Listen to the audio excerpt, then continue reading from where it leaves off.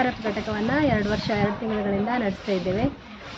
ನಮ್ಮದು ಘನ ಮತ್ತು ದ್ರವ ಸಂಪನ್ಮೂಲ ನಿರ್ವಹಣಾ ಸಂಘ ರಿಜಿಸ್ಟರ್ಡ್ ಮರವಂತೆ ಈ ಒಂದು ಸಂಘದಿಂದ ಈ ಒಂದು ಟೆಂಡರ್ ತಗೊಂಡು ನಾವಿಲ್ಲಿ ನಿರ್ವಹಣೆ ಮಾಡ್ತಾ ಇದ್ದೇವೆ. ನಮಗೆ ಈ MRF ಘಟಕಕ್ಕೆ ಸುಮಾರು 15 ಪಂಚಾಯತ್ಗಳಿಂದ ಒಣಕಸಗಳು ನಮ್ಮಲ್ಲಿಗೆ ಬರ್ತಾ ಇದೆ. ಅದನ್ನು ನಾವು ಇಲ್ಲಿ ತಂದು 18 ಬಗೆಗಳಾಗಿ ಅದನ್ನು ವಿಂಗಡಿಸಿ ಅದರಲ್ಲಿ ರಿಸೈಕಲ್ ಆಗುವಂಥದ್ದು ಅಥವಾ ಅಂದರೆ ಪುನರ್ಬಳಕೆ ಆಗುವಂಥದ್ದನ್ನು ನಾವು ರೀಸೈಕಲರ್ಗಳು ಕಳಿಸಿ ಅದರಿಂದ ಆದಾಯದಿಂದ ನಾವು ಇದನ್ನು ನಿರ್ವಹಣೆ ಮಾಡ್ತೇವೆ. ಮತ್ತು ರಿಸೈಕಲ್ ಆಗದೇ ಇರುವಂಥದ್ದು ಅಂದರೆ ನಾನ್ ರಿಸೈಕಲೇಬಲ್ ಅಂತೇಳಿ ನಾವೇನು ಹೇಳ್ತೇವೆ ಅದನ್ನು ನಾವು ಸಿಮೆಂಟ್ ಫ್ಯಾಕ್ಟ್ರಿಗೆ ಕಳುಹಿಸಿ ಅದನ್ನು ಡಿಸ್ಪೋಸ್ ಮಾಡ್ತೇವೆ.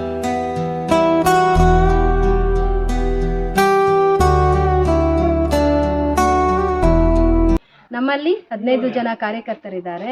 ಅದರಲ್ಲಿ 3 ಜನ ಪುರುಷರಿದ್ದಾರೆ, ಮತ್ತೆಲ್ಲ ಮಹಿಳೆಯರೇ ನಾವು ಇಲ್ಲಿ ಕೆಲಸವನ್ನು ಮಾಡ್ತಾ ಇದ್ದೇವೆ.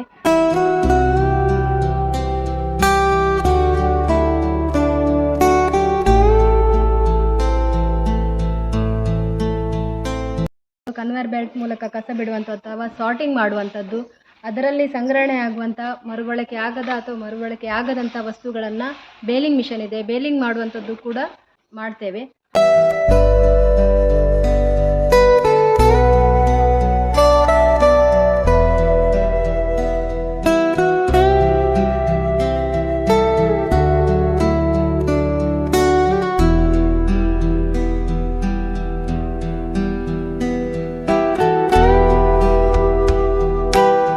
ಮಹಿಳೆಯರು ನಾವು ಎಲ್ಲ ಕ್ಷೇತ್ರದಲ್ಲಿ ಮುಂದೆ ಇದ್ದೇವೆ. ಅಂತೆಯೇ ಕೂಡ ಈ MRFನಲ್ಲಿ ಲೋಡಿಂಗ್, ಬೇಲಿಂಗ್ ಇರ್ಬೋದು, ಮತ್ತು ಸಿಮೆಂಟ್ ಫ್ಯಾಕ್ಟ್ರಿಗೆ ಲೋಡ್ ಮಾಡುವಂಥದ್ದು ಇರ್ಬೋದು, ಅಥವಾ ಕನ್ವೇಯರ್ ಬೆಲ್ಟ್ನಲ್ಲಿ ನಾವು ಕಸ ವಿಂಗಡಣೆ ಮಾಡುವಂಥದ್ದು ಇರ್ಬೋದು, ಅಥವಾ MRF ಗಾಡಿಯನ್ನು ಡ್ರೈವಿಂಗ್ ಮಾಡುವಂಥದ್ದು ಇರ್ಬೋದು, ಎಲ್ಲವನ್ನು ನಾವು ಇಲ್ಲಿ ಜಾಸ್ತಿ ಮಹಿಳೆಯರೇ ನಿರ್ವಹಣೆ ಮಾಡ್ತೇವೆ.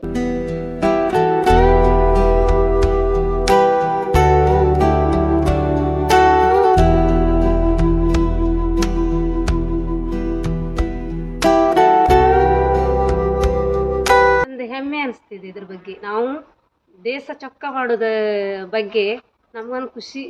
ಯಾರು ಏನಂದ್ರು ಇದು ನಾವು ನಮ್ಮ ಪರಿಸರ ಒಳ್ಳೆ ಚೊಕ್ಕ ಮಾಡತ್ತೆ, ನಾವು ಇದು ಮಾಡ್ಕೊ ಹೋಗುತ್ತೆ, ನಾವು ಹೀನಾಗಿ ಕಾಣೋಕ್ಕಾಗವ್ರ ಅಂದೇಳಿ ಅದೊಂದು ಖುಷಿ ಉಂಟು.